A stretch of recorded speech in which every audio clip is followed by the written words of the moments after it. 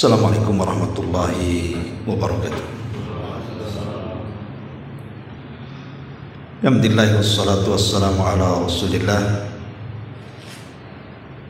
wa ala alihi wa sahbihi wa mawalah wa la hawla wa la quwata illa billahi wa ba'du.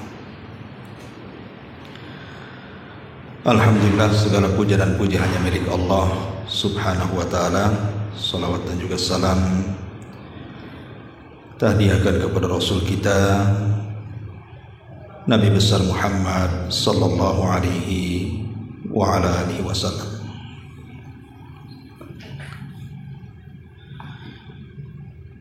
Malam ini karena sudah lama tidak mengkaji, maka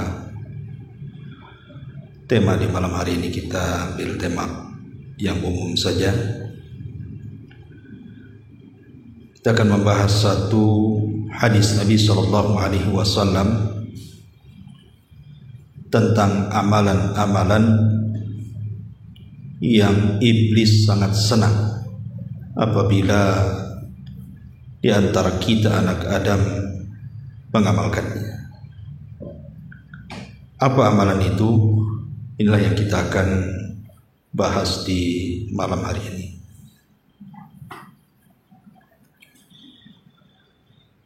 Ma'asyiral muslimin wal muslimat rahimani wa rahimakumullah.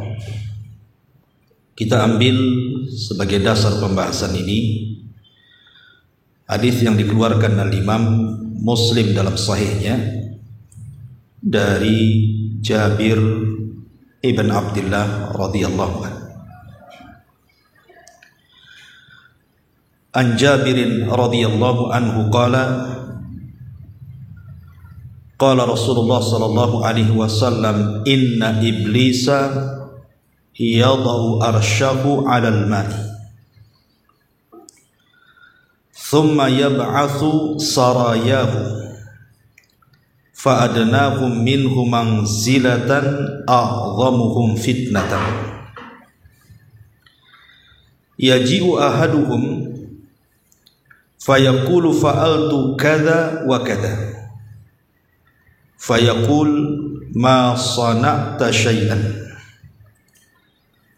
qala thumma yaji'u ahaduhum fayaqulu ma taraktuhu hatta farraqtu bainahu wa baina imra'atihi qala fayudnihi minhu wa yaqul ni'ma anta rawahu Muslim. Dari Jabir bin Abdullah radhiyallahu anhu, Nabi sallallahu alaihi wasallam bersabda, sesungguhnya iblis meletakkan singgasananya di atas air. Dari singgasana itulah dia mengutus seluruh anak buahnya untuk menggoda anak Adam yang ada di daratan. Maka yang paling rendah dari pasukan iblis itu justru paling besar fitnahnya. Maka salah seorang dari pasukan iblis apabila selesai melaksanakan tugasnya dia mengatakan fa'altu kadza wa kadza. Aku sudah menggoda anak Adam dengan godaan ini dan itu. Maka iblis mengatakan ma sana'ta syai'an. Engkau belum berbuat apa-apa. Kemudian salah seorang di antara mereka dari anak buah iblis datang lagi dan mengatakan ma taraktuhu, aku sudah menggoda anak Adam dan aku tidak meninggalkan anak Adam itu sehingga aku mampu memisahkan dia dengan istrinya, artinya berhasil menceraikan. Maka tiba-tiba iblis sangat senang, dia pun bangkit kemudian memeluk anak buahnya dan mengatakan ni'ma anta, sebaik-baik anak buah adalah dirimu. Hadis ini dikeluarkan Imam Muslim. Dalam riwayat, iblis ketika berdiri itu dia mengambil piala, kemudian diletakkan di atas kepala anak buahnya yang berhasil menjadikan satu keluarga bercerai-berai. Saking senang. Baik, kita akan syarah sedikit hadis ini. Di sini Nabi SAW mengatakan, Inna iblis yadha'u arsyahu alal ma. Sesungguhnya iblis itu meletakkan singgasananya di atas air. Iblis ini diambil dari kata-kata ablas, artinya makhluk yang berputus asa. Kenapa dia makhluk yang berputus asa? Karena ketika dia dikutuk oleh Allah Subhanahu wa ta'ala dan tidak boleh lagi menginjakkan kakinya di sorga karena sebuah perintah yang dibangkangnya. Ketika Allah mengatakan, wa idh qala rabbuka lil malaikati isjudu li Adam fasajadu illa iblis. Ketika Rabbmu berfirman kepada para malaikat, sujudlah kalian kepada Adam, maka semua malaikat sujud kecuali iblis. Alasan iblis tidak sujud tentu karena aba wastakbara wa kana minal kafir, enggan, sombong, dan dia termasuk makhluk Allah yang kufur. Dari sini Allah murka kemudian melaknat iblis dan mengatakan fakhruj minha fa innaka rajim. Keluar kau dari sorga, engkau makhluk yang terlaknat. Maka dari situ kemudian iblis merasa putus asa karena sudah tidak mendapatkan fasilitas di sorga. Apalagi kemudian Allah Subhanahu wa ta'ala betul-betul mengusir iblis. Nah, dari sini kemudian iblis meminta tangguhan usia dan mengatakan fa'angzirni ila yaumi yub'atsun. Ya Allah, tangguhkan aku sampai hari kau bangkitkan manusia, artinya sampai kiamat. Allah Subhanahu wa ta'ala pun kemudian memberikan tangguhan. Sejak Allah memberikan tangguhan inilah, karena dia putus asa, makanya semakin jahat, dan dia berjanji untuk menggoda anak Adam. Bahkan dia mengatakan fa bi izzatika la ughwiyannahum ajmain illa ibadaka minhumul mukhlasin. Demi kemuliaanmu ya Rabb, aku akan sesatkan semua tu anak-anak Adam kecuali hamba-hambamu yang ikhlas. Dari sini kita tahu bahwa iblis ini diambil kata ablas, artinya makhluk yang berputus asa. Kemudian Nabi SAW mengatakan, inna iblisa yad'u arsyahu alal ma. Dia letakkan singgasananya di atas lautan. Dalam sebuah hadis yang sahih juga dikeluarkan Imam Muslim dan yang lainnya dari hadis Abdullah ibn Umar radhiyallahu anhu.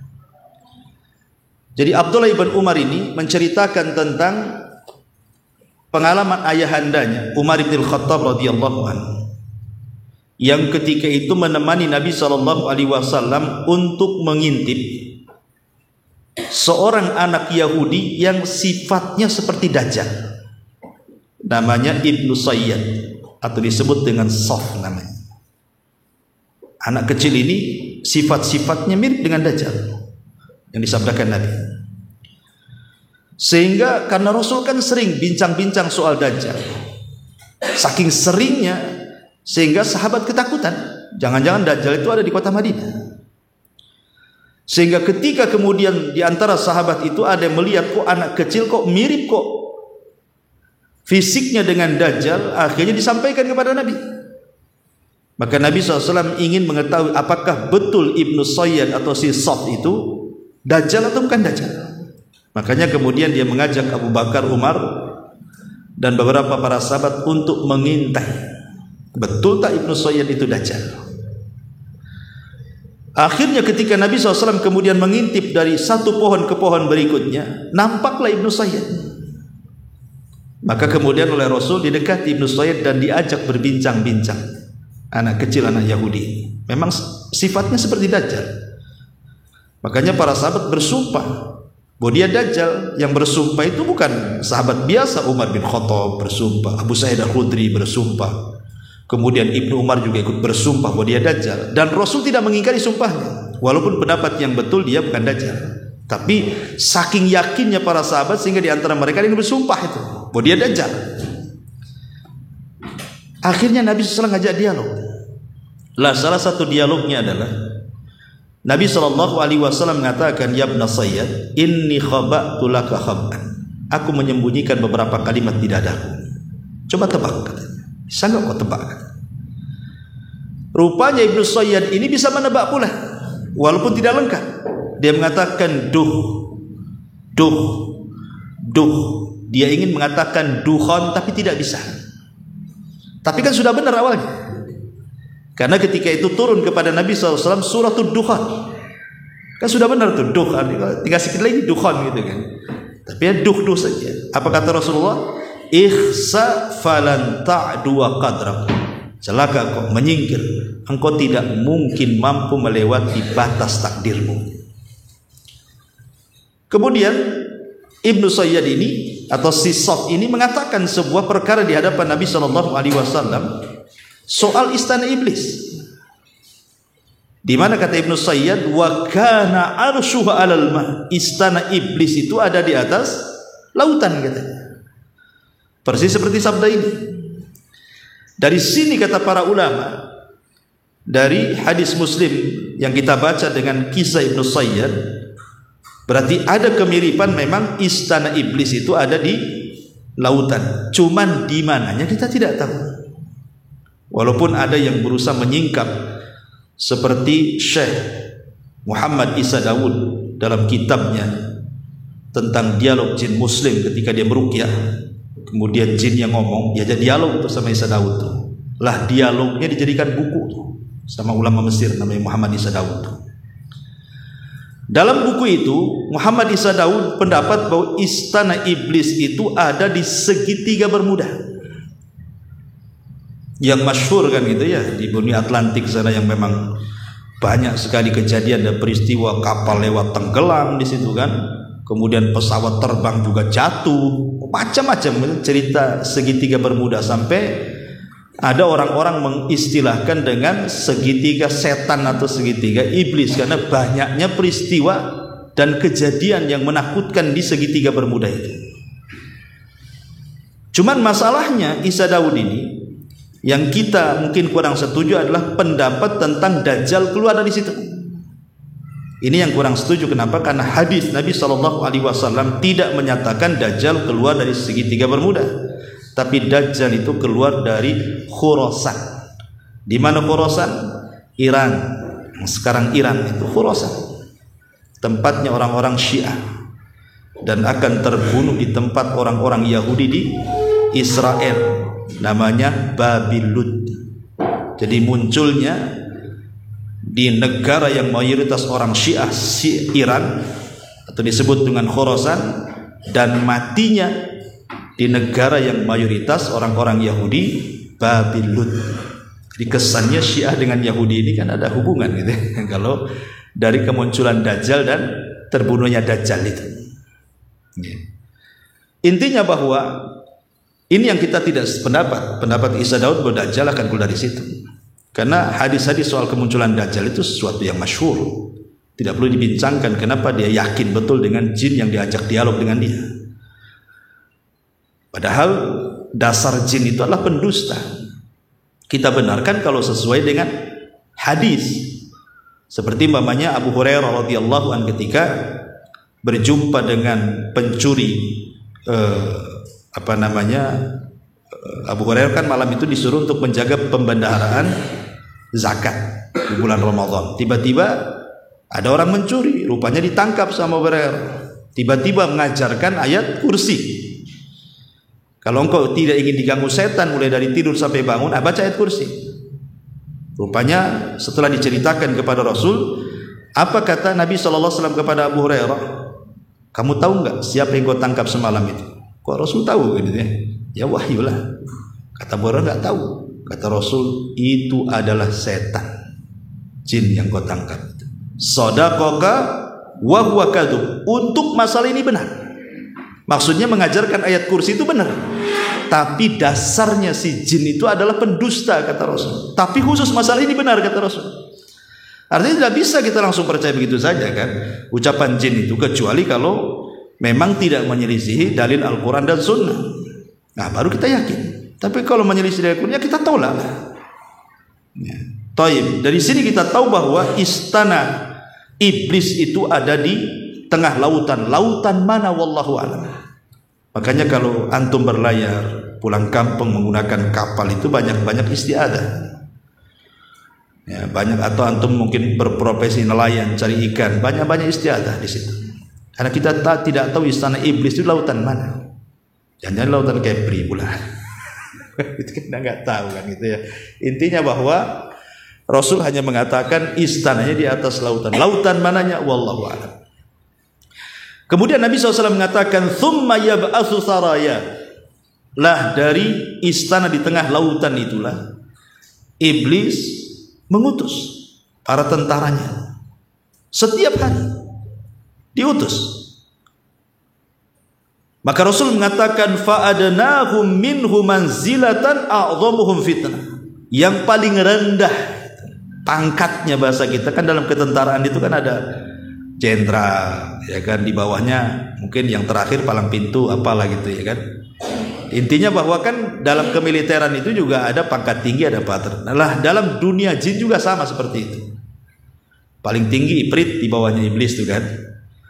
Kemudian di bawah Ifrit itu Marodah namanya. Kemudian di bawah Marodah apalagi Hul atau jin atau apa gitu kan.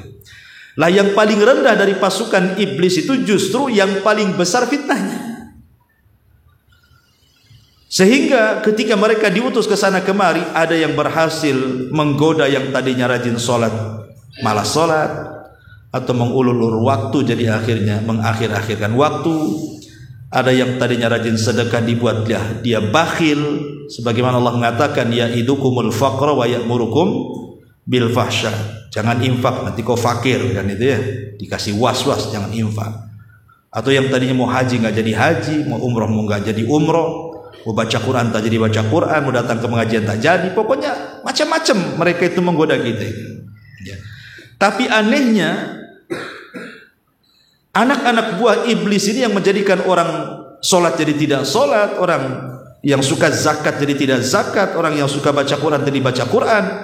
Iblis ini biasa saja peranginya. Maksudnya itu nggak terlalu bangga. Makanya ketika ada salah satu anak buahnya datang dan mengatakan, fa'altu kadza wa kadza. Wahai Tuhan, wahai iblis, aku sudah melakukan ini dan itu. Aku sudah membuat orang itu tak sholat, membuat orang itu tak zakat, tak sedekah, tak baca Quran. Apa kata iblis? Ma sana'ta syai'an, engkau belum berbuat apa-apa. Jadi justru nggak aneh gitu. Itu udah biasa. Itu bahasanya gitu. Ngapain kau goda supaya dia nggak sholat? Memang dari dulu dia nggak sholat, ngapain, biarkan saja. Ya, jadi kadang-kadang iblis itu nggak takjub. Tetapi ketika ada salah seorang di antara mereka mengatakan, ma taraktuhu hatta farraqtu bainahu wa baina imraati.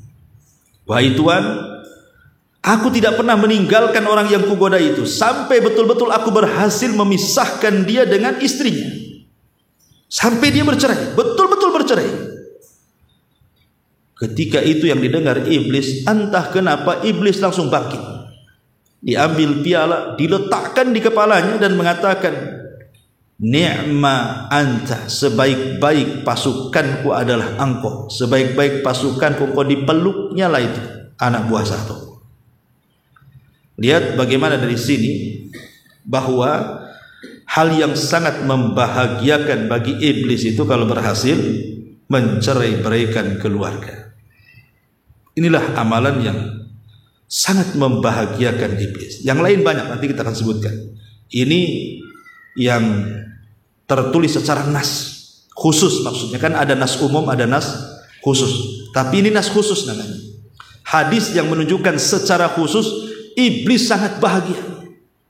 Sangat bahagia sekali apabila ada anak buahnya itu bisa mencerai-beraikan sebuah keluarga. Alasannya kenapa? Kenapa iblis sangat bahagia? Ya. Karena ada beberapa hal yang menjadi alasan kenapa iblis itu sangat bahagia. Yang pertama, karena kalau dalam keluarga suami istri ini bercerai, ini madaratnya bukan hanya ke individu, tapi bisa kepada keluarga dan masyarakat. Kalau orang tidak sholat, yang tadinya sholat kan cuman satu orang itu aja yang masalah, tidak mempengaruhi yang lainnya. Antum biasa baca Quran, tiba-tiba digoda anak buahnya iblis jangan baca Quran, kemudian meninggalkan Quran, kan antum aja yang rugi, yang lain kan tak rugi ya. Tetapi kalau sudah urusan perceraian, ini madaratnya meluas kemana-mana. Ya suami istri ya madarat yang sudah bercerai, kemudian keluarga istri juga kena dampaknya, keluarga suami juga kena dampaknya, dan meluas kemana-mana, terutama kepada anak-anak kami. Ini yang pertama, karena madaratnya luas sekali.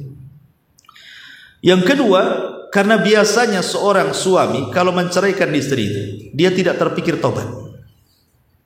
Tidak terpikir taubat. Dikiranya kan bercerai dalam Islam itu kan boleh, paling tinggi kan makruh kan begitu ya. Sehingga nggak kepikir kalau itu perbuatan dosa. Ya, padahal kalau kita lihat bahwa seorang suami ketika mencerai istri kan lihat hukum awalnya, apa yang mendasari kau mencerai istrimu. Kalau umpamanya alasannya memang istrinya nusus, kurang ajar, tidak mau sholat, tidak mau beribadah, ya wajar diceraikan. Bahkan terkadang bisa wajib. Ya. Tapi kalau umpamanya tidak ada angin barat, tidak ada angin timur, tahu-tahu menceraikan saja, ini kan tidak benar. Apalagi kalau umpamanya menceraikannya karena ada orang ketiga, keempat, dan begitu seterusnya. Tidak ada alasan untuk diceraikan.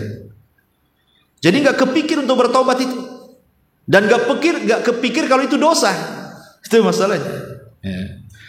Kemudian yang nomor 3, sebagaimana hadis ini, setan sangat senang. Setan sangat senang sekali ketika kemudian melihat anak buahnya itu melakukan dan berhasil menceraikan suami istri. Kenapa demikian? Saking senangnya disebutkan oleh para ulama, karena fayakununa bidzalika awanan li iblis fi ighwa'in nas. Karena kalau seandainya suami istri ini bercerai, tentu mereka tidak hanya sebatas cerai saja. Pasti dampak setelah cerai ini pasti saling membenci kan? Saling membenci, saling melaknat, saling mencaci, saling merendahkan. Lah itu kan iblis makin senang tuh. Memang itu yang diinginkan kan gitu. Saling gibah, padahal sudah bukan suami istri. Istrinya gibah dengan kawannya soal mantannya, kemudian suaminya gibah dengan kawannya sama juga kepada mantannya. Jadi berawal dari perceraian lahir dosa-dosa lain jadinya. Ya, mencaci, memaki, melaknat, menggibah, ini yang diinginkan. Nah, satu dosa melahirkan banyak dosa. Itulah yang membuat senang. Kemudian yang keempat, di sini husulut tabaghud wa tasakhun baina zaujain. Akhirnya muncullah dendam, dan terkadang dendam ini bukan padam sebulan, 2 bulan, setahun, 2 tahun, tidak. Bahkan ditularkan kepada anak-anaknya. Dendamnya itu ditularkan kepada anak-anaknya. Kalau ada suami istri bercerai, kadang anaknya entah ikut bapaknya, tidak boleh nanti mantan istrinya jenguk, atau sebaliknya. Kan banyak terus kasus-kasus sampai ke pengadilan akhirnya kan. Karena dendamnya, entah urusan apa kita tidak tahu. Tapi banyak orang yang kemudian tertanam dendam, kebencian yang luar biasa, sampai dilarang anaknya mau dijenguk sama bapaknya, tak boleh. Sampai ada yang blokir tuh nomor di bapaknya. Kalau bisa jangan tahu alamatnya di mana, nomor handphonenya di mana, saking bencinya. Padahal kan namanya perceraian itu kan ya mungkin nggak jodoh kan gitu. Sudah bukan siapa-siapa lagi kan harusnya. Tapi itulah memang diinginkan iblis, sehingga tertanam tadi tabaghud wa tasahud tadi, dendam kesumat di antara keduanya. Kemudian yang nomor 5 juga, akhirnya kemudian anak-anak ini, kalau Allah takdirkan yang bercerai ini punya anak-anak, terkadang ada suami istri ketika bercerai tidak punya adab, tidak punya akhlak. Terkadang bertengkar di hadapan anaknya kan. Ujung-ujungnya apa? Menceraikan istrinya itu di depan anak-anaknya. Itu setelah pertengkaran hebat, terkadang dipukulnya istrinya, anaknya nampak. terkadang saling mencaci, anaknya mendengar, terkadang kemudian saling menyakiti pun anaknya ada di situ. Nah, itu kan secara ilmu kesehatan psikologi nggak bagus.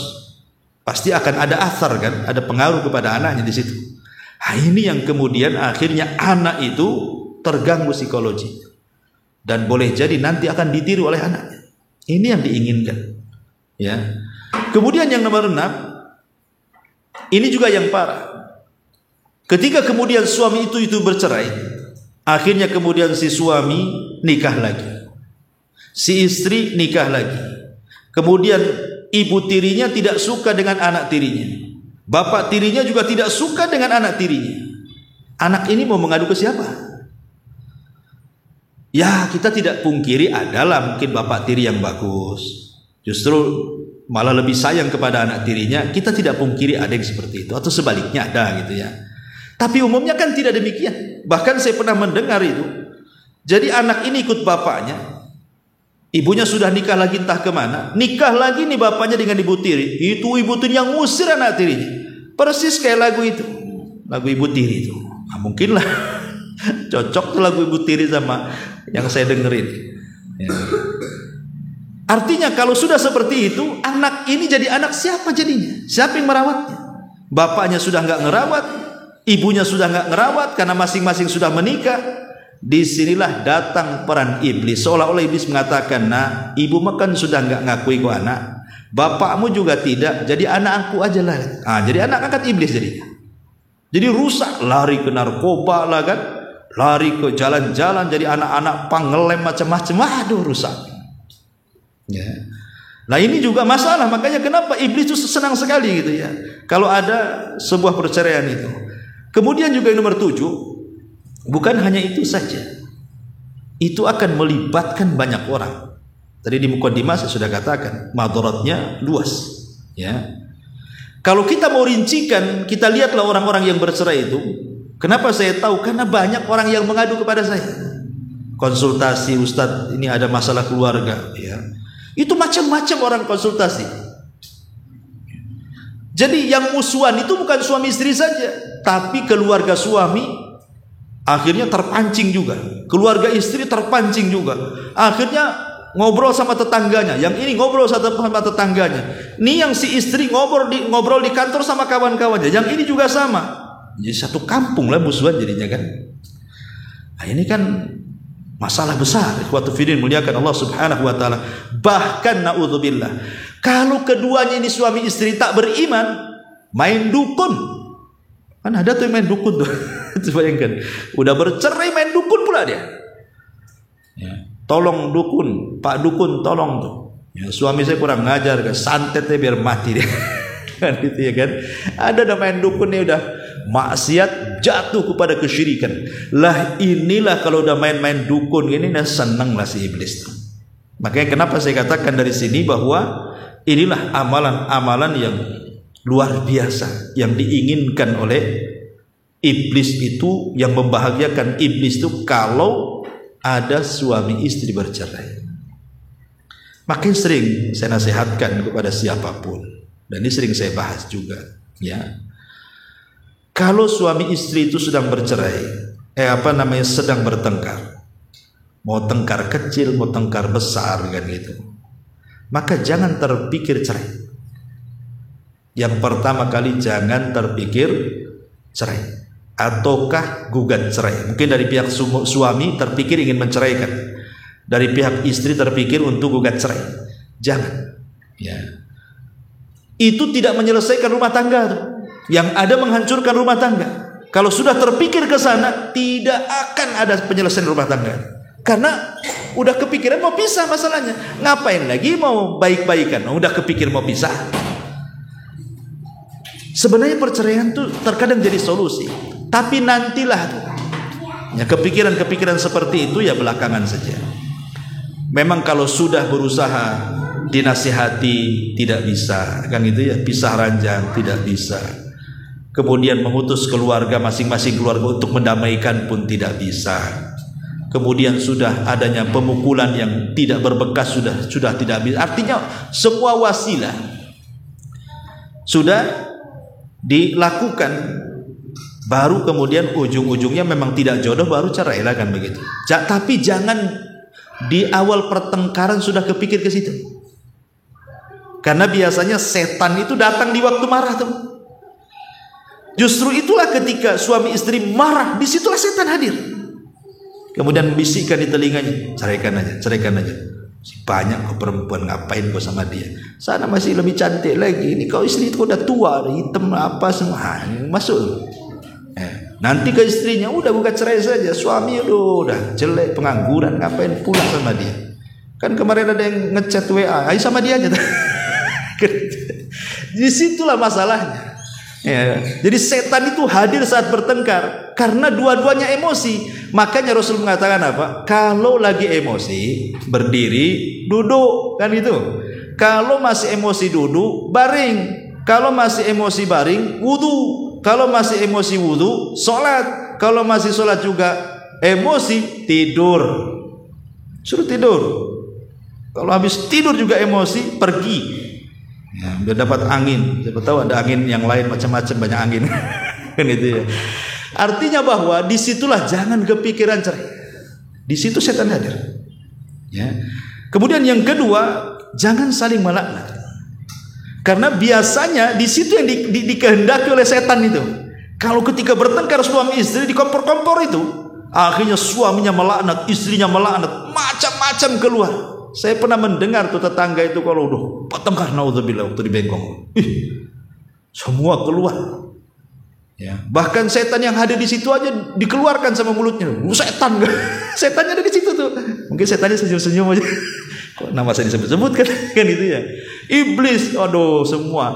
Ya. Binatang-binatang keluar semua, naudzubillah. Memang itu yang dikehendaki. Ya, saling mencela, saling melaknat, saling mendoakan buruk. Tolong, makanya kenapa kalau sedang bertengkar, kata para ulama, kalau engkau seorang wanita diam. Kalau lagi marah diam. Tapi kalau laki-laki, kalau emosinya tidak tertahankan, tidak usah ngomong keluar, tinggalkan istri.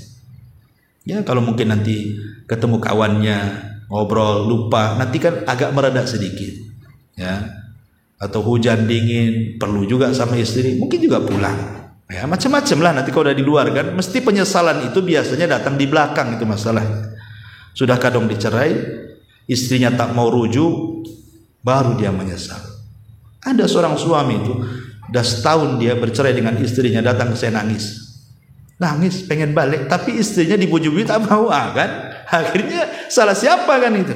Ada yang sebaliknya, istrinya pengen rujuk, suaminya udah tak mau tuh. Sampai 5 tahun tidak mau kawin lagi, masih ingat dengan suaminya. Subhanallah. Sampai kita dibuatnya kasihan juga kadang-kadang kan. Ya, ini makanya penyesalan itu di akhir. Makanya kalau bertengkar itu jangan terpikir cerai, jangan saling melaknat, apalagi kemudian menyakiti secara badan. Entah suaminya mukul, entah istrinya juga sama mukul, mungkin istrinya dulu pemain taekwondo kan, nggak tahu suaminya pula tak pernah belajar silat. Ya, mungkin bisa saja terjadi. Walaupun umumnya biasanya menyakiti dengan fisik itu bisa laki-laki. Tapi di situ awalnya, ketika suami sudah tidak terkontrol, kemudian melayangkan pukulan ke muka, yang tadinya istri nggak kepikir untuk pisah, jadi kepikir tuh. Istri itu tadinya kepikir mau pisah tuh sebenarnya, kalau hanya tangkar gitu aja kan. Tapi ketika melayangkan pukulan, baru terpikir, nggak bisa lah, nggak bisa dilanjutkan. Ya. Ada istri yang seperti itu tuh. Nah, jadilah cerai, senanglah setan tuh. Ya. Ataupun tadi jangan sampai kemudian bertengkar depan anak, itu yang dikehendaki iblis. Bahkan yang lebih parah gitu kadang-kadang, ya tadi akhirnya datang ke dukun, datang ke paranormal, dan begitu seterusnya. Jangan-jangan Pak Dukun, istri saya itu melet saya katanya. Kenapa? Karena saya nikah dengan dia dulu, dia miskin, saya kaya. Nah, gitu. Makanya dia datang ke dukun melet saya. Nah, duduk pula suaminya main dukun. Istrinya juga sama. Tengoklah Pak Dukun, suami saya itu jelek, saya kan cantik, jangan-jangan saya dipelet tuh. Gitu. Semuanya kan terbongkar di situ kan. Udah main-main dukun, nuduh-nuduh sihir, nuduh-nuduh mapan, macam-macam kan. Nah, ini yang lebih parah terkadang-kadang keduanya keluar, suami keluar nggak balik, istri malah pulang kampung. Nah, ini kan pasti akan terjadi perceraian. Intinya bahwa inilah amalan-amalan yang kalau bisa dihindari. Ya, kalaupun memang harus bercerai, maka Islam itu kan sudah mengatur, ikhwan. Ya, seperti umpamanya kalau memang suami atau istri itu melakukan nusuz, kan di situ ada nasihat dulu. Ya. Oh, tidak bisa, udah mentok lah, ini masing-masing mempertahankan egonya, mempertahankan akuismenya, aku yang paling benar, nggak mau mengalah. Di situ ada pisah ranjang, nggak usah berhubungan. Ya. Kemudian juga kalaupun malah happy dua-duanya, memang nggak mau suaminya juga masuk kamar, istrinya juga sama seperti itu, memang nggak mau lagi, kan di situ ada syariat memerintahkan supaya berdamai dengan cara apa? Mengutus masing-masing keluarga. Ya, Allah mengatakan fab'atsu hakama min ahlihi wa hakamam min ahliha, utus dari keluarga, damai runding. Oh, nggak mempan juga dengan keluarga, maka di sini ada tarbiyah. Ya, tarbiyah itu maksudnya kalaupun Allah takdirkan harus diceraikan, di sana kan cerai masih ada urutan, ada talak 1, ada talak 2, ada talak 3, kan ada urutan talak itu. Ya. Oh, mungkin sementara kita cerai dulu. Dalam cerai itu kan ada masa iddah talak pertama itu. Dalam masa iddah ini adalah introspeksi, apakah mau balik atau tidak, mau tobat atau tidak, kan ada ininya. Ini enggak, pokoknya saya ceraikan talak 10, talak cuma 3, dia 10 pula kan itu, dihabiskan tuh angkanya sama dia. Ya.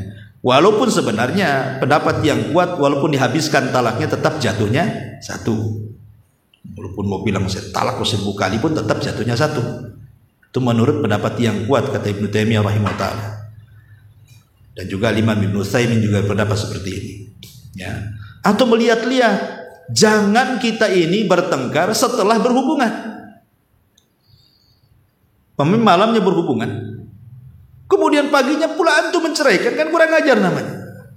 Ya. Biarkan dulu, mungkin apakah dia haid ataukah dia rupanya ada isi, kan kita tidak tahu, namanya habis berhubungan kan. Makanya itu namanya talak bid'ah, mentalak istri habis digaul itu namanya talak bid'ah. Biarkan dulu dia haid, berarti kalau haid berarti bersih, tidak ada isinya. Ya, berarti habis haid boleh kita ceraikan kan itu. Atau kalau dia tahu-tahu hamil, kan mungkin boleh jadi. Kenapa diulur itu?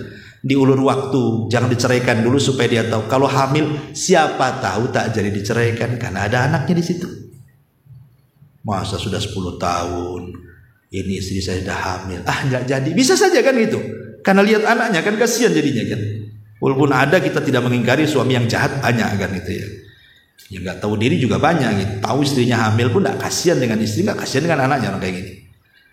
Ya. Jadi ada talak-talak bid'ah itu seperti tadi, menceraikan istri langsung 1000 kali, atau menceraikan istri habis digauli, atau menceraikan istri saat di waktu dia sedang haid.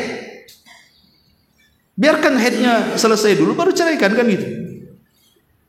Ya, tapi habis saja jangan digauli, habis itu diceraikan. Nah, ini nggak boleh, masuk lagi ke yang tadi kan itu ya. Intinya bahwa adalah adab-adab. Kalaupun harus bercerai itu ada adab-adabnya. Karena asal cerai juga hukumnya makruh. Bahkan sebenarnya cerai bukan hukumnya makruh, tapi mengikut kepada 5 hukum, bisa haram, bisa makruh, bisa wajib, bisa sunnah, bisa mubah, tergantung alasan menceraikannya apa kan gitu. Dan itu ranahnya ranah fikih lah ya. Baik. Ini yang pertama ya, bahwa syaitan itu sangat berbahagia sekali apabila seseorang itu menceraikan pasangannya. Dan ini secara nas yang khusus ya. Kita masuk kepada nas yang umum ya. Ma'asyiral muslimin yang dimuliakan Allah Subhanahu wa taala, di antara nas-nas yang umum di mana setan itu sangat bahagia ketika ada anak hamba itu, anak-anak Adam itu, mereka melakukan kekufuran dan kesyirikan kepada Allah Azza wa Jalla. Wah, ini setan senang. Makanya kenapa Allah Subhanahu wa taala berfirman dalam surah Al-Hasyr ayat 16, "Kamatsali syaitan idz qala lil insani kfur falamma kafara Qala inni bari'um mink inni akhafullaha rabbal alamin. Seperti permisalan syaitan ketika berkata kepada manusia, kufurlah engkau. Maka saat setan mengatakan kufurlah engkau, maka manusia itu pun kufur. Maka setelah manusia kufur, setan mengatakan, aku berlepas diri dari kamu karena aku takut kepada Allah Subhanahu wa taala. Sudah berhasil mengkufurkan anak Adam, setannya lari. Kan itu. Kan kebanyakan seperti itu. Setan itu mau dibuat dulu kita rusak. Kalau kita belum rusak, masih ditemani dia. Ditemani suruh maksiat sampai kufur. Kalau sudah kufur, setannya pergi. Kenapa? Karena kalau sudah kufur, ikhwatu fiddin, muliakan Allah Azza wa Jalla, apalagi tugas setan? Sudah selesai terus sampai kufur kan? Kalau dia masuk neraka, kekal di dalamnya. Udah jadi kawan dia. Selesai, itu paling ujung tuh, kalau kufur atau musik selesai dia tugasnya. Ya, paling ngasih was-was ke hawa nafsunya supaya mempertahankan kekufuran. Ini yang pertama. Ya. Yang kedua, yang disenangi setan adalah selain daripada kufur ataupun masuk kepada kesyirikan gitu. Ketika kita ini mengamalkan ataupun datang ke tukang-tukang sihir, datang ke bomo, datang ke dukun, ya, dan semacamnya lah. Karena Allah Subhanahu wa taala mengatakan wattaba'u ma tatlus syayatin ala mulki Sulaiman wa ma kafara Sulaiman walakinna syayatina kafaru yu'allimuna an-nasa sihra. Al-Baqarah 102. Dan mereka mengikuti apa yang dibacakan setan-setan pada masa kerajaan Sulaiman. Sulaiman itu tidak kafir, setan yang kafir. Setanlah yang mengajarkan manusia untuk belajar sihir. Berarti sihir itu yang mengajarkan siapa? Setan. Jadi kalau ada orang yang kemudian belajar sihir atau datang ke tukang sihir, berhasil pelajaran setan itu. Aku yang ngajari kan? Aku yang ngajarin mereka sihir. Mereka ada sihir, senanglah dia.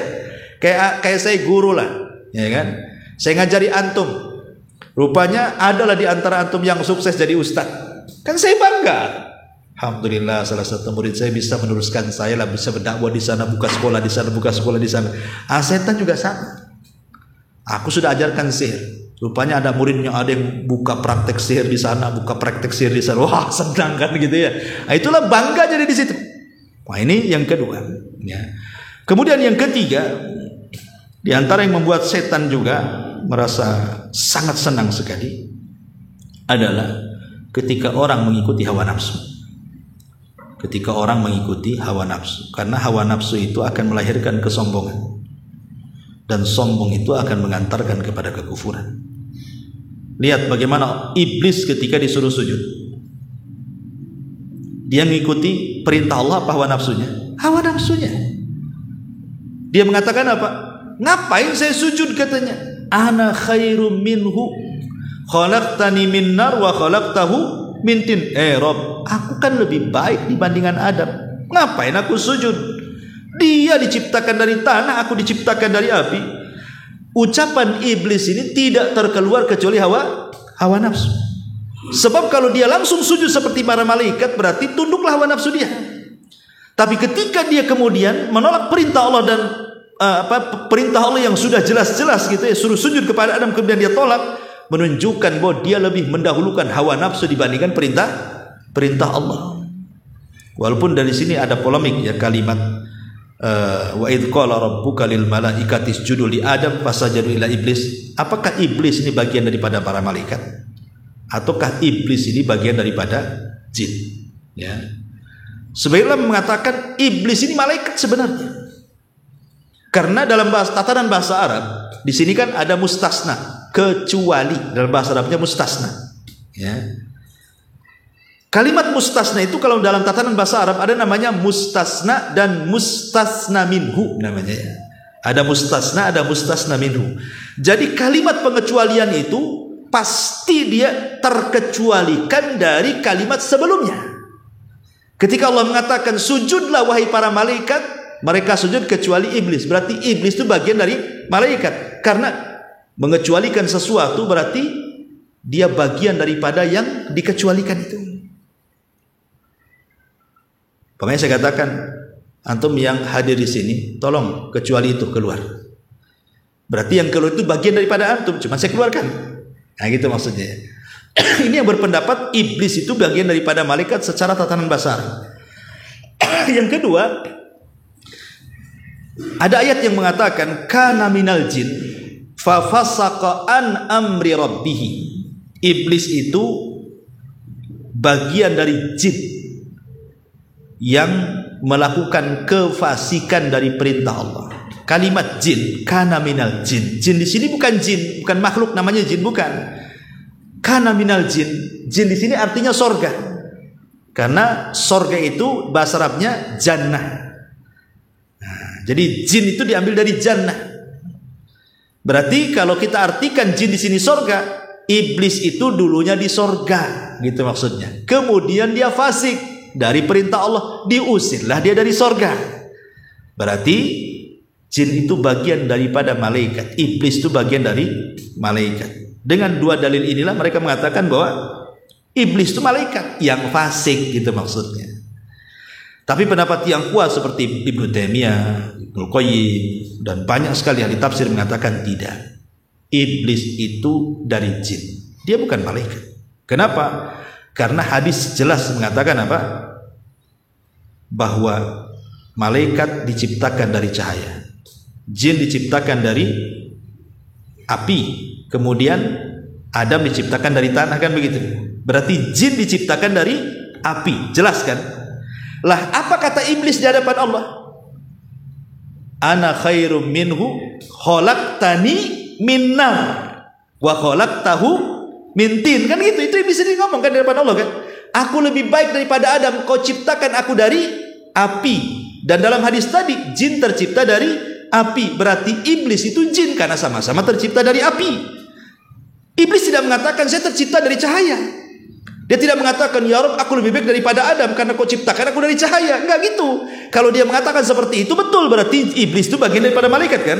Tapi ketika dia mengatakan aku diciptakan dari api, berarti selaras dengan hadis yang mengatakan bahwa malaikat tercipta dari cahaya, jin tercipta dari api, Adam tercipta dari tanah. Karena iblis mengatakan aku lebih baik daripada Adam karena kau ciptakan dari api, di sini ada keselarasan bahwa iblis itu bagian daripada jin.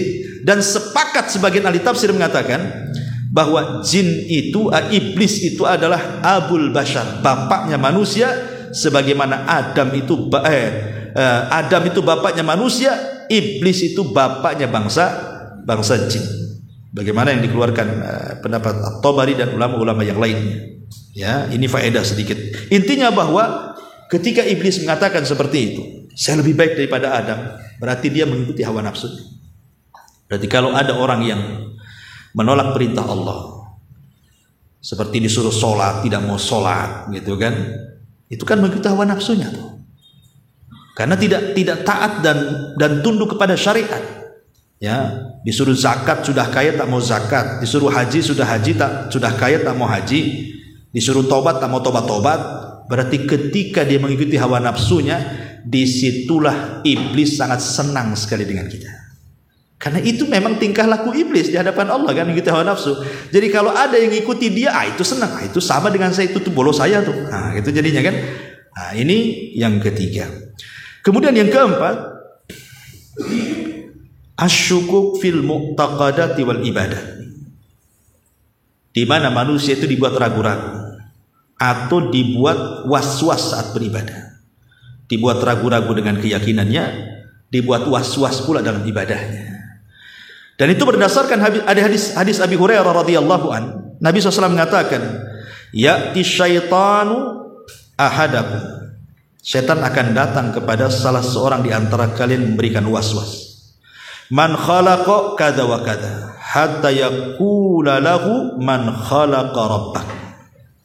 Fa idza balagha dzalik falyasta'id billahi. Kemudian kata Nabi SAW, setan akan datang memberikan was-was dan akan memberikan pertanyaan. Dibuatnya kita termenung sedikit. Yang menciptakan langit Allah, yang menciptakan bumi Allah, yang menciptakan sungai Allah, hutan Allah. Terus ketika mentok, disitulah iblis masuk. Lah yang menciptakan Allah lah siapa? Nah gitu kan, mulai nih. Udah mentok itu, terakhirnya itu pula tuh dihayalkan. Kalau alam semesta yang menciptakan Allah, lalu Allah yang menciptakan siapa? Mulai diragukan. Disitulah kemudian dibuat ragu-ragu tuh. Kalau seperti orang-orang ateis akhirnya kan, orang ateis, orang-orang kufur yang mereka mengatakan kami hidup mati ini karena waktu saja, nggak ada Tuhan di sana. Waktu yang menjadikan kita mati, kita hidup, ya waktunya mati, nah gitu aja. Waktunya hidup, ya hidup. Jadi kita hidup mati itu ngikutin waktu. Itulah orang ateis. Kemudian juga termasuk juga memberikan was-was. Dan was-was ini babnya luas. Dalam ibadah itu macam-macam kena was-was kan. Ada orang berwudu sampai nguras itu satu bak mandi, nggak sampai habis airnya, nggak jadi wudunya. Kena was-was saja kan gitu ya. Karena ada orang seperti itu. Ada orang yang sholat takbiratul ihram tak jadi-jadi. Jadinya itu kalau imam rukuk baru dia mantap tuh takbiratul ihramnya. Kenapa? Takut tak dapat satu rakaat. Kan gitu ya. Baru mantap saya. Aduh, kadang-kadang kita boleh kena was-was. Kalau ada orang puasa di sebelah, kita yang was-was. Kita yang akhirnya was-was sholatnya, bukan dia. Dia sedang was-was, kita lebih was-was lagi kan gitu ya. Ini kadang-kadang ganggu orang was-was ini. Ya. Macam-macam. Ada orang yang seperti kemarin ada pertanyaan waktu saya ngisi ibu-ibu tuh. Ada ibu itu kalau mau wudu cebok, padahal nggak kencing ya nggak merah nggak. Pokoknya setiap mau wudu dia cebok. Kenapa emangnya? Emang dia kencing di celana kan gitu? Kan enggak kan itu. Was-was dia. Nggak perlu, kecuali kalau kencing berak iyalah cebok kan gitu. Walaupun tak wudu tetap harus cebok kan gitu ya. Tetapi kan kalau setiap wudu harus cebok ini was-was setan namanya. Nggak perlu diikuti. Jadi seperti itu. Atau dibuat ke suami istri. Saya sudah menceraikan istri saya atau tidak? Saya cerai apa enggak ya? Enggak lah, asalnya suami istri kok. Makanya kalau ada keraguan seperti itu, tetapkan hukum asalnya. Kalau hukum asalnya menikah, kemudian datang was-was, apa saya sudah menceraikan dia atau tidak? Maka tetapkan ke hukum asalnya bahwa Anda sedang menikah. Sama dengan Anda belum pernah menikah sama sekali, nengok perempuan di jalan, itu istri saya bukan ya? Nikah aja belum, kok bilang istri saya? Berarti hukum asalnya belum menikah gitu. Saya sudah menceraikan istri saya, lah nikah aja enggak?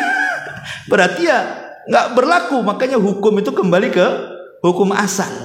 Pokoknya kalau ada was-was, saya suruh Allahu Akbar 3 rakaat ke 4 rakaat, 3 rakaat. Kembalikan hukum asalnya. Tambah 1 rakaat, lakukan sujud sahwi. Gitu maksudnya. Sebab kalau udah ragu ini, ini setan senang. Karena ini bisa merusak keyakinan, bisa merusak ibadah.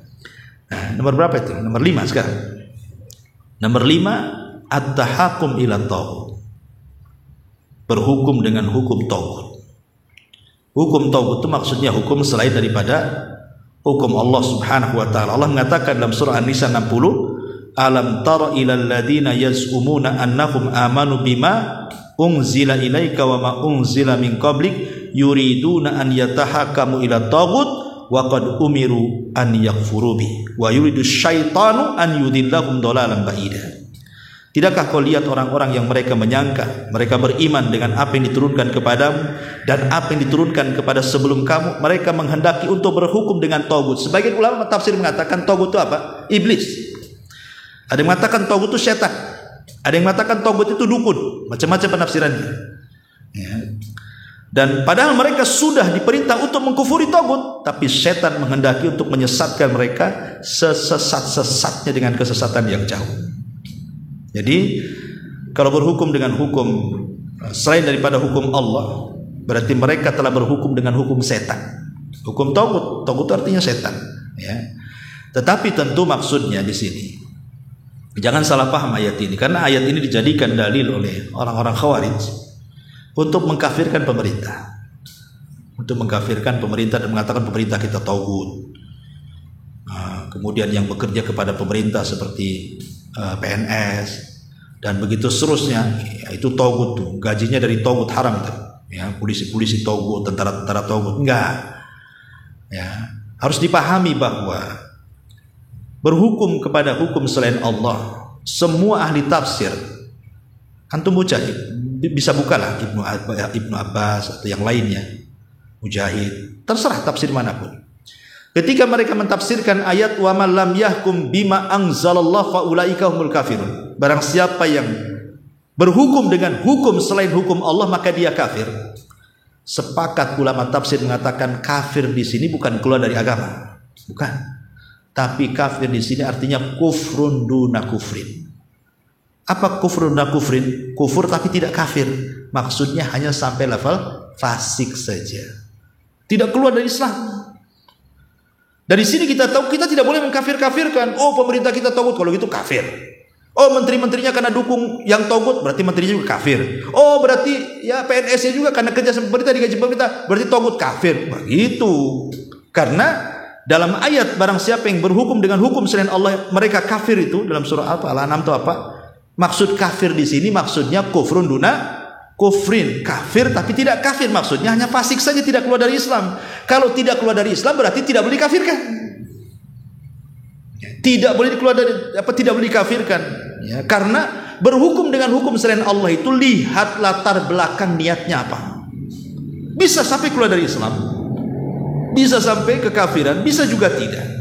Lihat latar belakangnya apa. Kalau dia meyakini bahwa hukum Allah itu masih lebih baik, tetapi undang-undang manusia ini ya nggak bisa lah kita langsung menerapkan hukum potong tangan di negeri kita ini, mungkin nggak siap. Tapi dia yakin hukum Allah itu baik, lebih baik dibandingkan hukum manusia. Apa kita katakan kafir? Dia masih meyakini hukum Allah lebih tinggi kan? Ya. Lain kalau dia mengatakan hukum manusia lebih hebat dibandingkan hukum Allah, kafir. Nggak bisa cerita. Kalau yang seperti ini jelas kafir. Kenapa? Karena sudah mengatakan hukum manusia lebih baik daripada hukum Allah. Inilah nggak bisa lagi ditoleransi. Atau sejajar, ini pun kafir kalau dikatakan sejajar. Karena mensejajarkan Allah dengan makhluk mustahil. Tapi kalau alasannya ya karena negara kita ini belum sanggup menerapkan hukum-hukum Islam secara utuh kan gitu. Karena mungkin ada tekanan barat, ada tekanan timur, kita tidak tahu. Ya, atau mungkin masih menyelisihi adat ketimuran atau apalah istilahnya di masyarakat ini, kayaknya belum bisa, kayaknya masih dianggap apa gitu, maka ini tidak kafir. Ya, tidak kafir. Bahkan kalau kita lihat di negeri kita, alhamdulillah kawan, negeri kita ini sudah menerapkan hukum Islam walaupun tidak semuanya. Sudah menerapkan hukum Islam walaupun tidak semuanya. Buktinya apa? Buktinya azan. Siapa yang melarang azan? Siapa yang melarang sholat 5 waktu? Siapa yang melarang zakat? Haji? Rukun Islam loh, nggak ada yang larang. Orang hari-hari masuk Islam bersyahadat, nggak ada yang larang pemerintah. Sholat 5 waktu di mana-mana nggak ada yang larang. Bahkan pemerintah ngasih pula jadwal waktu sholat. Nanti datang puasa, pemerintah mengumumkan lagi, sidang isbat lagi. Ya. Puasa 1 bulan. Haji difasilitasi. Mulai manasiknya, mulai manajemennya, keuangannya difasilitasi pemerintah. Antum masuk gua mau kawin, ada rukun-rukun Islam, harus ada wali, ada saksi, ada mahar, ada suami istrinya yang siap nikah. Antum datang ke pengadilan masalah waris, pakai hukum Islam, ya, pakai faraid, kompilasi hukum Islam itu dengan DPA. Apa coba? Hampir secara keseluruhan itu, alhamdulillah negeri kita ini masih menerapkan hukum Islam. Boleh jadi mungkin belumlah, ya, secara sempurna. Iya, kalau itu kita tidak mengingkari. Seperti mungkin hukum hudud, ya belum bisa diterapkan, masih pakai KUHP, ya kan istilahnya kan, masih pakai penjara dan begitu seterusnya. Tapi kan secara umum alhamdulillah negeri kita ini negeri Islam. Kenapa negeri Islam? Karena patokannya apa? Syiar Islam masih berkibar, terutama azan. Kalau di sebuah negeri masih ada azannya, berarti negeri itu negeri Islam. Lihat tetangga kita Singapura, ada azan? Tidak ada. Ya memang negeri kafir kan itu kan. Memang orang Islam pun minoritas di sana, hanya berapa persen saja. Tapi di negeri kita alhamdulillah bahkan satu dunia pun mengakui mayoritas Islam itu ada di negeri kita. Tiba-tiba kemudian segelintir orang mengatakan negeri kita negeri kafir, negeri togut, negeri apa? Siapa Anda ini? Ya. Kok Anda dan keluarga Anda aja yang merasa tidak togut, yang lain togut. Kadang-kadang keluarganya ini togut-togutkan juga tuh. Nah, ini kan lebih parah lagi. Kayaknya dia sendiri aja sama kelompok dia nggak togut tuh. Nah, ini harus dipahami ya. Tapi intinya berhukum dengan hukum selain Allah Azza wa Jalla ini setan senang. Nah, kemudian juga yang nomor 7, al-istikbar an ta'atillahi Azza wa Jalla. Sombong dari ketaatan kepada Allah Subhanahu wa taala. Ini watak iblis. Kalau ada orang sombong senang iblis. Kenapa? Itu watak saya. Itulah warisan saya katanya. Kenapa? Fasajadal malaikatu kulluhum ajmaun illa iblisa istakbara wa kana minal kafirin. Malaikat sujud semuanya kecuali iblis, sombonglah dia. Berarti watak sombong itu watak iblis. Kalau kita sombong berarti mewarisi wataknya iblis dari ketaatan kepada Allah Azza wa Jalla. Ya, sombong. Udah kaya suruh zakat tak mau sombong. Ya, padahal lihat korup, dibinasakan karena sombong. Kemudian juga yang nomor 8, al-halafu billahi kadiba, suka bersumpah-sumpah demi kedustaan. Iblis ketika menggoda Adam, kalau ngasih was-was saja Adam gak kena was-was. Diwaswasi Adam pun gak kena was-was. Suruh makan buah larangan, Adam makanlah, itu enak, itu enak. Gak bergeming si Adam tuh. Hawa juga gitu, gak bergeming sama sekali, tetap kokoh dengan keimanannya. Tapi ketika iblis bersumpah, itulah mulai goyah itu Adam tuh. Wa qasamahuma inni lakuma laminan nasihin. Iblis mengatakan, wallahi ya Adam, katanya, aku bersumpah demi Allah, kata iblis, aku ini orang baik. Kalau kau makan buah itu, kau akan kekal di sorga, kan enak tuh. Atau minimalnya kau jadi malaikat. Ketika bersumpah, baru Adam terpikir, mana ada orang bersumpah di alam malaikat dalam rangka kedustaan, mustahil. Ini di sorga bersumpah. Kok di sorga ada yang bersumpah untuk sesuatu yang dusta, itu mustahil. Apalagi Adam kan sebelumnya gak kenal iblis. Tiba-tiba kemudian iblis menyerupai orang soleh, kemudian bersumpah, ya goyahlah Adam ini. Oh benar juga iblis. Kenapa? Karena sudah bersumpah masalahnya. Lah ketika kemudian anak Adam ini bersumpah untuk kedustaan, itulah iblis. Dia yang mengawali sumpah untuk kedustaan sehingga Adam dikeluarkan dari sorga. Hati-hati ya, terutama para pedagang, dikit-dikit sumpah, wallahi dari sana tak dapat padahal dapat gitu. Wallahi ya, ini barang bagus padahal KW. Kan itu ya. Coba bayangkan ya, orang sekarang nih memang dalam ekonomi yang menjadikan kita ini mundur ya gara-gara ini. Ketika Allah mengatakan wailulil mutaffifin. Mutaffifin itu artinya suka ngurang-ngurang. Anda bayangkan loh, pabrik timbangan itu kan mereka sudah merancang sedemikian tuh timbangan itu supaya jangan kurang sedikit pun. Kita robah pula timbangan itu, kita ganjal, kan? Itu kan melawan pabrik namanya. Kan itu. Pabrik sudah buat meteran, pas 1 meter antum gunting pula 1 senti. Nah, akhirnya kainnya gak pas tuh 1 meter. Gantang sudah, kalau pakai gantang dulu kan, udah cantik-cantik gantang, antum pukul pula dari bawah, dengok lah ke atas, nggak full jadinya berasa kan. Ada, itulah mutafif namanya. Oh, sekarang macam-macam, kadang-kadang mutafifnya timbangannya pas, betul pas 1 kilo, nggak dikurang, cuman salaknya dicampur, 1 salak pondok, 1 pula tak pondok kan. Dibilang salak pondok kan itu. Ini beras tagi jeruknya, rupanya dari Tiban Center kan. Kan gitu. Ya kadang-kadang kan seperti itu. Itu mutafifnya nggak ke situ lagi, tapi ke barangnya.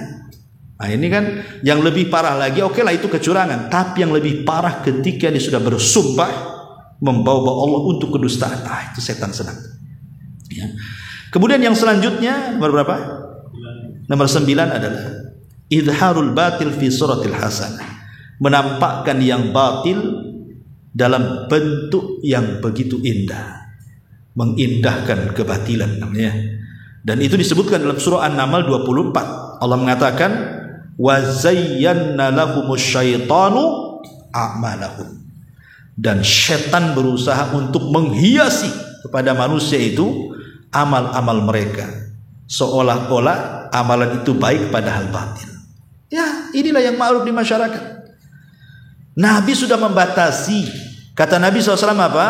Ma amartukum bihi fa'tu minhu mastata'tum wa ma nahitukum anhu fajtanibu. Apa yang aku perintahkan laksanakan, apa yang aku larang perintahkan. Cukup. Abdullah ibn Mas'ud mengatakan apa? Ittabi'u wa la tabtadi'u. Ikut saja, jangan buat bid'ah. Udah cukup itu kata Ibn Mas'ud itu. Karena yang ada saja antum tidak bisa melakukannya. Solat sunnah dalam 1 hari antum bisa melakukannya semuanya loh ya. Duhanya, witirnya, qobliyahnya, tahiyat wudu, sholat wudunya, tahiyatul masjidnya, sholat tahajudnya, sholat taubatnya. Nggak bisa antum melakukan satu hari. Satu hari aja mungkin kalau antum melaksanakan sholat sunnah aja udah bengkak-bengkak tuh kaki tuh. Kalau dari pagi sampai malam.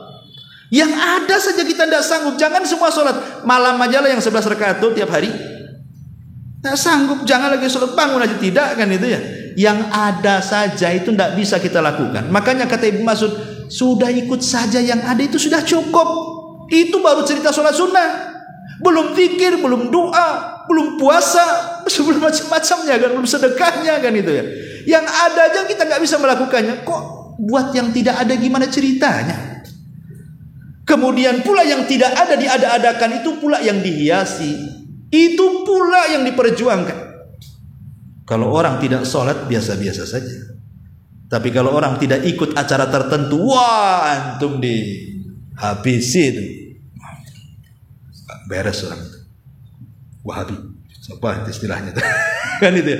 Tapi kalau tetangganya nggak sholat biasa-biasa saja kan. Padahal jelas-jelas sholat itu meninggalkan wajib kan. Biasa aja. Tegurlah itu tak sholat, biarin. Nanti kalau salah sendiri gitu. Bukan gitu. Tapi kalau nggak ikut acara yang dibuat oleh mereka itu yang tidak ada contohnya, dibully antum. Antum dikatakan macam-macam. Padahal tidak ikut pun tidak berdosa kan.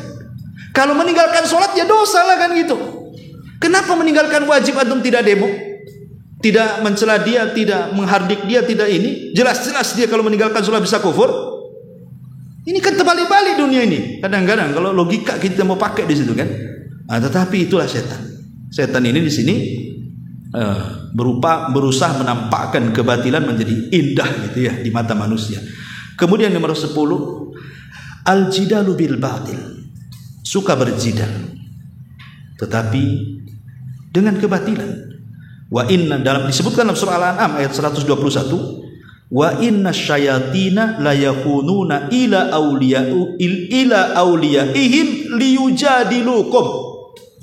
Dan setan-setan itu akan berusaha menghiasi kepada para walinya supaya mereka mendebat kalian. Jadi orang-orang yang suka berdebat tetapi dengan kebatilan, ya, debat hanya untuk menang-menangan saja, debat hanya untuk mempertahankan hujah mereka, sudah tahu mereka kebenaran. Tapi karena sebuah jabatan, karena ingin viral, karena ingin disebut cendekiawan dan begitu seterusnya, bisa dia tampil di televisi membahas sesuatu, sudah jelas-jelas sesuatu itu batil, ya batil masih diperjuangkan dia. Kan ada tuh. Ya contohlah umpamanya kasus kemarin pondok yang itu kan udah jelas-jelas kan. Jelas-jelas banyak penyimpangan, sholat corona nggak corona sama aja jadi renggang. Khotbah Jumat direncanakan perempuan, kemudian juga macam-macam lah, sampai mengatakan bahwa Al-Quran itu kalamnya Muhammad dan begitu seterusnya. Ini kan jelas-jelas batil. Ada pula di televisi yang bela, pakai dalil pula. Aduh, kacau nih kan gitu. Ini setan senang. Udahlah, saya nggak perlu turun tangan, dia aja lah gitu. Gitu anak buahnya kan. Subhanallah. Taib, ya. Kemudian yang nomor 11, ya, an-naumu an salatil fajri hatta yusbihal insan. Tidur tidak mau salat subuh. Ya, pokoknya tidur bablas. Udah bangun jam 8 tak mau pula salat gitu ya. Dan itu sudah setiap hari tuh. Enggak pernah salat subuh. Inilah setan senang, karena itu yang dimaksud setan. Setan kan datang kepada setiap kita. Saya, antum, siapapun lah. Setan itu akan datang di waktu saat kita tidur. Kemudian tengkuk kita diikat 3 ikatan. Setiap diikat apa kata setan? Nim naumatan tawilah, tidur. Malam masih panjang. Padahal jam 6 tuh setan masih ngomong begitu. Tidur, malam masih panjang. Udah pagi pun setan masih ngomong begitu kan. Ketika kemudian sudah habis waktu subuh, baru setan bangun kau kata setan. Karena sudah selesai malamnya nggak ada kan gitu.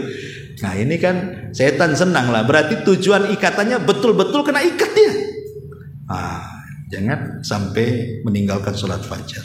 Ya kalau sekali karena lelah, letih, kan ada hadisnya. Ya kata Nabi SAW, barang siapa yang lupa dari sholatnya atau tertidur, maka sholatlah ketika bangunnya. Itulah waktunya. Pamannya nggak pernah meninggalkan subuh antum, tapi karena mungkin Malamnya sakit kepala, minum obat pula, ada obat tidurnya di situ, bablas pula jam 7 bangun, jam 7 antum ambil wudu, salat subuh. Itulah waktunya. Itu maksudnya. Boleh kalau yang sekali-kali gitu ya, tapi kalau tiap hari memang antum tidak pernah sholat sengaja gitu. Lah itu setan sangat senang ya. Kemudian yang nomor 12 ya, musabaqatul imam fis shalah. Orang yang suka mendahulukan imam saat sholat, setan suka. Dan disebutkan riwayat Bazzar dari Abi Hurairah radhiyallahu anhu mengatakan, alladzi yahfadhu wa yarfa'u qabla al-imam innama nasiyatuhu biyadi syaitan. Orang yang suka merendah atau meninggi, mengangkat kepala atau merendahkan kepala sebelum imam antum sudah ngangkat. Imam belum ruku, antum sudah ruku.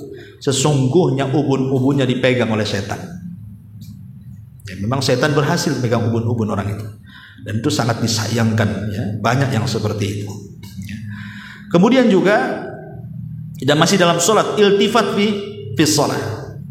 Orang yang ketika sholat tidak khusyuk, suka nengok-nengok ya, suka nengok-nengok, Allahu Akbar, tengok sini, tengok belakang gitu ya. Ya, karena sebenarnya sih kalau masalah apakah ketika berdiri itu wajah kita ke depan atau wajah kita ke tempat sujud, kan ada khilaf ulama. Dalam mazhab kalau nggak salah Hanafi, mazhab Hanafi itu ke depan wajahnya, Allahu Akbar gitu. Kenapa? Berdasarkan ayat fa aina ma tuwallu fa thamma wajhullah. Kemanapun kau arahkan disitulah wajah Allah. Artinya boleh kita menghadap ke sana ya. Allah itu mazhab Hanafi. Tapi mazhab yang lain tidak ke arah tempat sujud begini. Oke lah, itu masalah khilaf. Antum mau ngadap ke depan ya ada ulamanya dari mazhab Hanafi gitu ya, atau menghadap ke tempat sujud pun ada ulamanya kan itu. Tapi kalau antum menghadapnya ke kiri kanan ini nggak ada ulamanya nih. Kalau udah gini nih, nah ini ulamanya mana nih? Ulamanya setan lah kan itu ya. Makanya Rasul mengatakan apa? Huwa ikhtilasun yakhtalisuhu syaitan min salatil abdi. Itulah curian-curian Allah saat setan mencuri solatnya seorang hamba. Maksud mencuri di sini bukan nyuri dompet antum, dah. Maksudnya mencuri kehusyuan di situ. Khusyuk kita dicuri, akhirnya dengan cara tengok-tengok. Ya. Jadi ketika kita berdiri hanya dua arah yang kita boleh melihat, ke depan dan ke bawah, kecuali dalam kondisi darurat. Seperti mamanya di terminal, di mana-mana antum meletakkan dompet gitu kan, tas lupa, antum takut, maka boleh sekali-kali. Itu pun maksudnya dalam kondisi-kondisi darurat gitu kan, melihat kita sedikit takut diambil orang, itu nggak apa-apa ya. Tapi kalau dalam kondisi normal nggak boleh, karena itu adalah ikhtilas, itu copetan daripada copetan setan ya. Termasuk juga yang nomor 13, jam'ul mal min haram wa infaqihi fi haram, mengumpulkan harta dari yang haram dan menginfakkannya juga ke yang haram. Dan itu disebutkan dalam surah Isra ayat 64. Wasyarikhum fil amwali wal auladi, kemudian wa'idhum wa ma ya'iduhumus syaitanu illa ghurura. Maka gabungkan wasyarikhum, gabunglah dengan mereka, maksudnya dengan setan itu dalam perkara harta dan anak-anak, dan janjikan kepada mereka sesuatu janji, dan sesungguhnya janji setan itu semuanya dusta. Artinya di sini setan memberikan was-was supaya mencari harta yang haram dan dibelanjakan ke yang haram juga. Kemudian yang nomor 14, al-infaq riya'an wa sum'atan. Memang setan baik, suruh infak, sedekah, zakat, tapi dibuatnya riya. Dan itu disebutkan dalam surah An-Nisa ayat 38. Walladzina yunfikuna amwalahum ria'an nas wala yu'minu billahi wala bil yaumil akhir wa man yakuni syaitanu lahu qarinan fasa'a qarina. Dan orang-orang yang menginfakkan harta mereka dalam rangka riya kepada manusia dan tidak beriman kepada Allah dan tidak pula kepada hari akhir, maka barang siapa yang setan menjadi temannya, maka setan itu seburuk-buruk teman. Nah, jadi riya itu ya temannya setan lah. Karena kalau sudah riya, sehebat apapun ibadah itu akhirnya nggak diterima kan? Karena niatnya untuk setan akhirnya, untuk makhluk bukan kepada Allah Subhanahu wa taala. Kemudian juga yang nomor berapa? 15 tabdzirul amwali wal israf fil infaq. Kita cepat-cepat ya karena waktu juga. Menghambur-hamburkan harta, kemudian juga memboros-boroskan harta, melampaui batas. Bahkan dalam infak pun tidak boleh kalau melampaui batas. Apalagi kemudian tidak dalam kondisi infak. Makanya kita ini aneh tapi nyata di masyarakat ini, kawan. Contoh ya, antum kalau menghabiskan uang untuk kuliner, terutama dengan keluarga atau dengan teman atau kita sendiri, kadang-kadang kurang hitung-hitungan kan. Kadang-kadang walaupun 500.000 main rogok aja bayar, kayaknya nggak rugi. Ketika kemudian ada orang miskin, ya kan, minta makan, itu berat kali mau ngasih 500 itu. Kalau bisa kasih nasi padang satu bungkus, ada kasih udah lauknya satu potong lagi, penting bisa makan. Sekarang pertanyaannya, kalau antum habiskan uang untuk makan, ada pahalanya? Tidak, kecuali kalau antum memang niatnya ingin menyenangkan keluarga. Tapi kalau umpamanya menjadi sebuah rutinitas kan itu, bahkan diwajibkan seminggu sekali antum harus keluar, dari mana pahalanya? Tapi kalau ngasih orang makan itu tidak perlu diniatkan, membantu saja sudah pahala kan? Tapi kan kita kadang-kadang hitung-hitungan tuh di situ. Kalau udah makan sendiri 500.000 pun keluar saja. Ketika ada orang mau makan minta 50.000 dia keluar. Ini contoh ya, berarti kan nampak bakhilnya di situ. Atau ada orang yang justru terbalik. Kalau infak jor-joran dia, masya Allah semua dibangun. Giliran istrinya minta tadi kasih. Kan yang jelas-jelas wajib diinfakkan anaknya untuk sekolahnya. Tapi kalau infak keluar luar biasa, berarti kan itu infaknya nggak ikhlas. Makanya kenapa jangankan soal infak, wasiat saja tidak boleh lebih dari 1/3 karena akan merugikan ahli waris, kata Nabi kepada Abdurrahman bin Auf kan. Ini yang nomor 16. Kemudian juga diantaranya tahwinu lima asi, memudah-mudahkan maksiat. Kemudian yang nomor 17, dalilnya memudah-mudahkan maksiatlah Al-Baqarah ayat 268. Kemudian yang nomor 17, kezaliman, az-zulmu wal jawru fil qadha. Zalim ketika memutuskan. Ini pekerjaan hakim ya di pengadilan. Nah, ini bahaya. Ya karena disebutkan dalam hadis yang sahih ya kan, Allahu ma'al qadi ma lam yajurra fa idza jar takhallallahu anhu wa lazimahu syaitan. Kata Nabi SAW, Allah akan bersama para qadi, para pemutus hukum, kalau dia tidak melampaui batas. Artinya dia berhukum dengan ilmu yang ia miliki dan diniatkan mencari keadilan Allah Azza wa Jalla. Tapi kalau dia sudah melampaui batas, akhirnya hukumannya sudah bergeser, entah karena dibayar, entah karena disogok, entah karena apa istilahnya, sudah melenceng tuh, berarti Allah akan melepaskan kebersamaannya dan setan akan melazimkan dengan dia. Nah ini kan, ini bahaya ya. Kemudian yang nomor 18 di sini, al-khuruj minal bait li maksiatillah, keluar dari rumah dalam rangka bermaksiat kepada Allah. Memang sengaja keluarnya untuk maksiat. Keluar dari rumah untuk judi. Kalau ibu-ibu keluar dari rumah untuk ngerumpi, ya kan? Gibah jamaah dengan kawan-kawannya, bahasanya. Atau keluar untuk minum khamar, untuk berzina, untuk apalah pokoknya. Intinya sudah ada niat keluar rumah itu untuk maksiat, untuk bunuh orang. Kalau preman pokoknya memang dia dibayar untuk ngantam orang, udah ada niat. Kita hadang di mana, pentungnya pakai apa, dibuat mati atau tidak, udah dirancang sama dia itu. Rapat lagi itu, rapat kabinet di rumahnya. Ya, jadi kalau keluar dalam rangka berniat bermaksiat, maka dijelaskan dalam hadis Abu Hurairah radhiyallahu anhu yang dikeluarkan Imam Ahmad dalam musnadnya, ma min kharijin yakhruju min baitihi, tidaklah orang yang keluar dari rumahnya, ya. Kemudian illa bi babihi rayatan, kecuali di pintunya ada 2 bendera. Rayatun biyadi malakin wa rayatun biyadi syaitan. 1 bendera dipegang malaikat, 1 bendera dipegang setan. Nah, kita mau pegang bendera. Jadi malaikat tuh bendera. Ini mau pegang bendera yang mana nih? Ya, mau merah putih atau putih merah? Nah, ini bawa bendera. Kalau keluarnya ambil bendera setan, ada habislah dia. Nah, kalau keluarnya bendera malaikat berarti mau ke masjid. Nah itu. Ini mau ke majelis taklim. Nah, ini mau silaturahim. Kalau ini enggak nih. Nah, ini kan bahaya. Kemudian yang nomor 19, at-tafarruq bil qulubi wal abdan. Suka berselisih. Baik hatinya berselisih, tidak suka, ataupun badannya pun berselisih. Tidak mau jumpa dengan dia. Bukan karena Allah. Karena ada orang yang memang karena Allah, ada yang bukan karena Allah berselisih. Maksudnya di sini yang bukan karena Allah Azza wa Jalla. Kadang-kadang orang kita nggak suka dengan jamaah masjidnya kita tinggalkan. Ya kan, ada orang seperti itu. Kemudian juga yang nomor 20, al-halwu bi umuril muharram. Diam-diam ya merasa lezat dengan yang diharamkan Allah Subhanahu wa taala.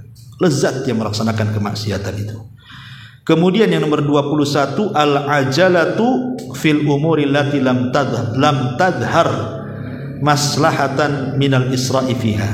Terburu-buru, tergesa-gesa dalam melakukan sebuah perkara padahal enggak jelas maslahatnya ada tidak di situ. Ujung-ujungnya menyesal. Tengok handphone. Main beli saja. Berapa? 5 juta. Mantap ya. Beli. Udah beli sampai di rumah stres dia. Kenapa saya beli tadi? Tergesa-gesa kan? Dipikirkan masalahnya apa untuk beli handphone itu? Kok main beli-beli saja? Tengok sepeda bagus, sepeda motor. Mantap juga. Tengok tabungan. Oh, cukup juga. Beli saja. Udah beli cash, bawa ke rumah, baru dipakai sebulan 2 bulan. Stres dia butuh duit. Kenapa lah saya beli? Nah, itulah tergesa-gesa. Akhirnya apa? Habis duitnya. Bertengkar dengan istrinya, bertengkar dengan anaknya, belum bayar ini, belum bayar itu, macam-macam akhirnya tak terbayar.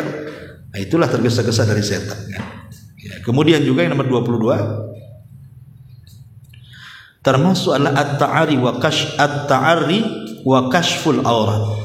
Telanjang, tidak buka tidak menggunakan pakaian, buka aurat. Dan itu disebutkan dalam ayat Al-A'raf 21, ayat 20. Surah Al-A'raf 20 Allah mengatakan, "Fawaswasalahuma syaitan liyubdiyalahuma ma wuriya anhuma min sawatihima." Maka setan memberikan waswas kepada Adam dan Hawa untuk merobek pakaian mereka sehingga nampak auratnya. Betul, ketika Adam memakan buah larangan, pakaiannya langsung hilang, sehingga Adam dan Hawa tidak berpakaian dan nampak auratnya.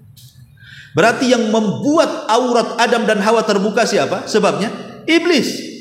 Berarti sekarang kalau seandainya ada perempuan-perempuan yang buka aurat, ya memang itulah iblis maunya seperti itu, supaya mereka nampak auratnya. Iblis yang mau, termasuk bapak-bapak tuh main bola pakai kolor di atas lutut. Lutut itu aurat. Kalau mau pakai kolor di bawah lutut. Ya. Kadang-kadang ini bapak-bapak mencela itu di pasar tuh perempuan buka-buka aurat. Dia sendiri buka aurat. Kadang-kadang nggak punya malu kan gitu. Yang lebih parah lagi nggak pakai baju, udalnya kemana-mana. Ya ini kan masalah juga kan. Nah ini setan suka kayak gitu. Kemudian yang nomor 23, khurujul imra'ati min baitiha safiratan mutabarrijatan. Keluarnya wanita dari rumahnya dalam keadaan safar dan tabarruj. Dan itu disebutkan dalam hadis Nabi SAW, dikeluarkan Imam Tirmidzi, al-mar'atu auratun fa idza kharajat istashrafaha syaitan. Wanita itu aurat, apabila keluar setan akan menghiasi dia. Kadang-kadang antum tertipu pula kan, nampak perempuan lagi jalan, rambutnya panjang, cantik, pas tengok nenek-nenek, ya, itulah setan. Dia kan dibuatnya kita ini untuk mandang, padahal sebenarnya nggak ada keinginan mandang. Ya. Tapi dia pikir, cantik kali dari belakang. Pas nengok nenek lampir kan nggak tahu antum. Ya, memang setannya seperti itu dibuatnya kemudian orang itu supaya nampak matanya kepada wanita yang berdandan tadi. Kemudian juga yang nomor 24, al-julus baina dzilli wasyamsi. Duduk di antara bayangan matahari dan bayangan matahari dan bayangan. Ingat, kadang-kadang matahari itu kalau antum lagi duduk dari arah sana, ya kan?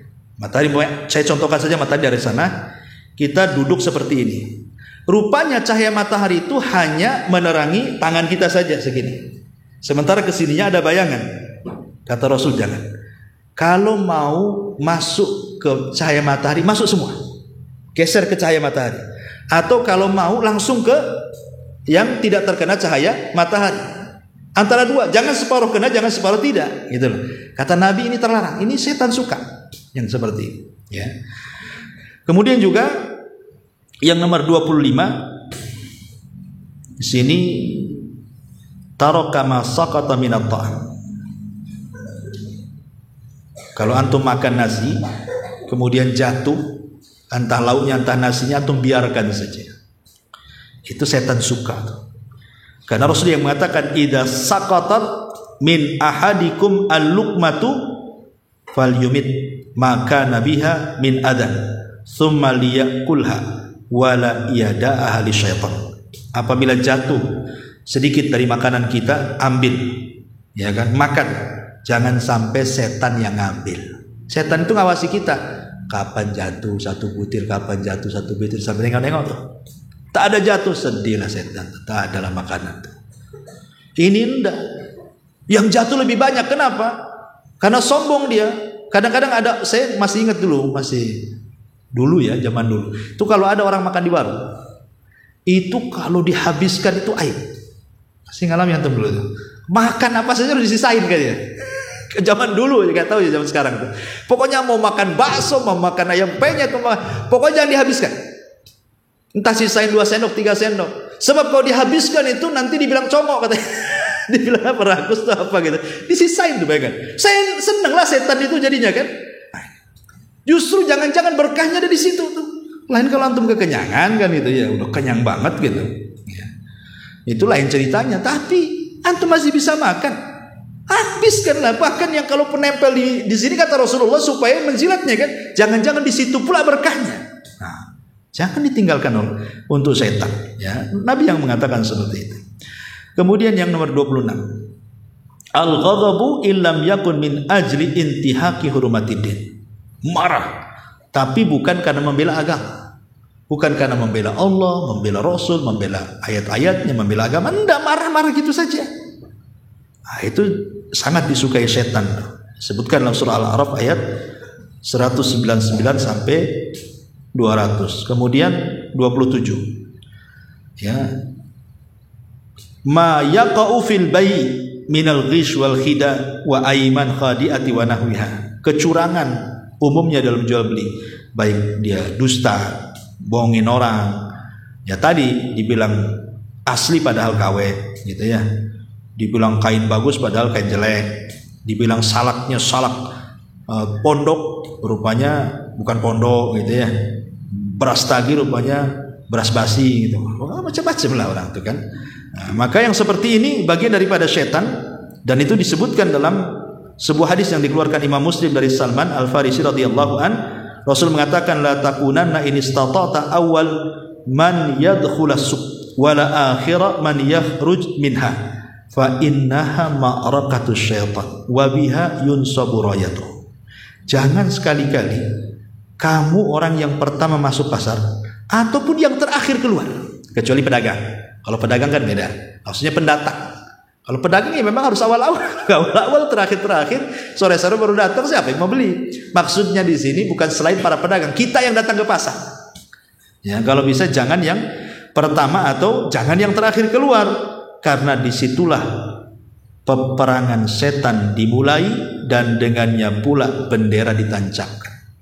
Makanya kenapa ketika Rasul ditanya seburuk-buruk tempat apa, maka Rasul tidak bisa menjawab sampai Allah memberitahu lewat Jibril dan mengatakan wa syarrul makan aswaquha. Seburuk-buruk tempat adalah pasar. Kan itu.